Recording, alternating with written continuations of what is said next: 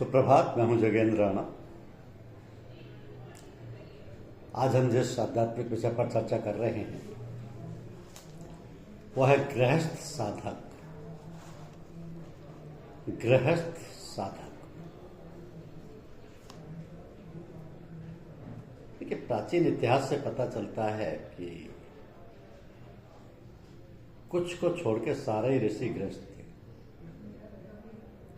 महाप्रसिद्ध ऋषि उपस्थ गृहस्थ थे, शौनक, अंगिरा, व्यास इत्यादि सभी गृहस्थ थे। यहाँ तक कि राजा जनक के गुरु और पूर्ण ब्रह्मनिष्ठ महर्षि याज्ञवल्क्य के 2 पत्नियां थीं।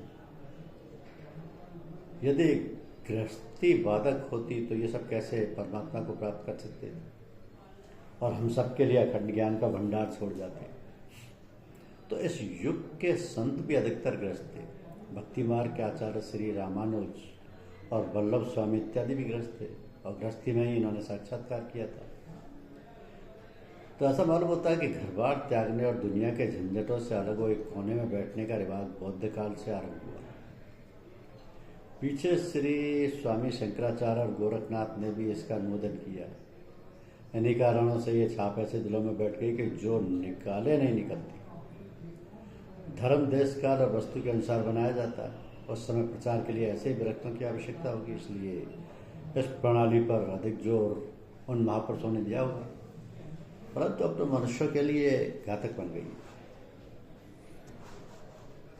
अब गृहस्थी यानी गृहस्थी ग्रहण करना और पकड़ना है और विरक्ति त्यागना या छोड़ देना है। तो जहाँ तक मैं और मेरा है, जहाँ तक संसारी पदार्थों का मोह या ममत्व है, जहाँ मेरा और तेरा है, वहाँ तक गृहस्थी है। चाहे वह स्त्री और संतान वालों में हो, चाहे त्यागी और पर्वत की कंदरा में बैठने वाले साधु में हो, ये दोनों ही गृहस्थ हैं और ईश्वर से बहुत दूर हैं। विरक्ति का अर्थ यह है कि मन एकदम इधर मोह त्याग के मालिक के चरणों में झुक जाए और उन्हीं के आश्रय रहते हुए अपने सारे व्यवहार करता जाए। यानी ईश्वर को भूल जाना एवं संसारी वस्तुओं के मोह में फंस जाना ही गृहस्थी है।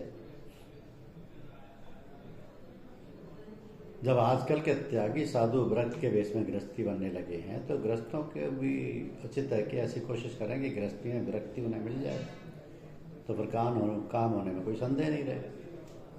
शास्त्रों में गृहस्थ आश्रम सबसे ऊंचा बताया गया है।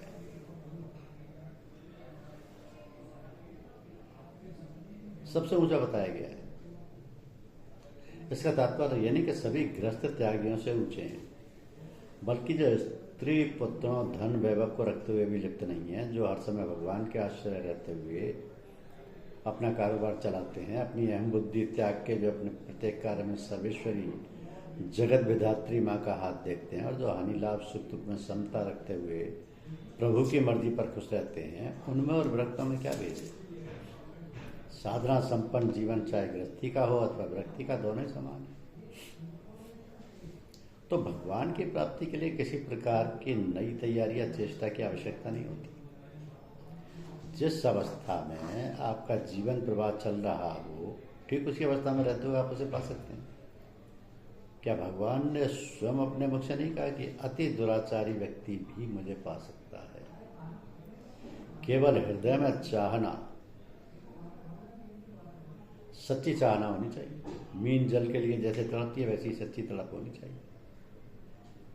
वह कहानी घर में भी है, वन में भी है, सर्वत्र हर जगह उसका प्रकाश छाया हुआ है। तुम्हारे चारों ओर वे हर समय विराजमान रहते हैं, अंदर और बाहर तुम्हारे अंग संग रहते हैं। आंखें खोलो, अपनी प्रत्येक वस्तु में प्रत्येक कर्म में उनकी छटा का अनुभव करो।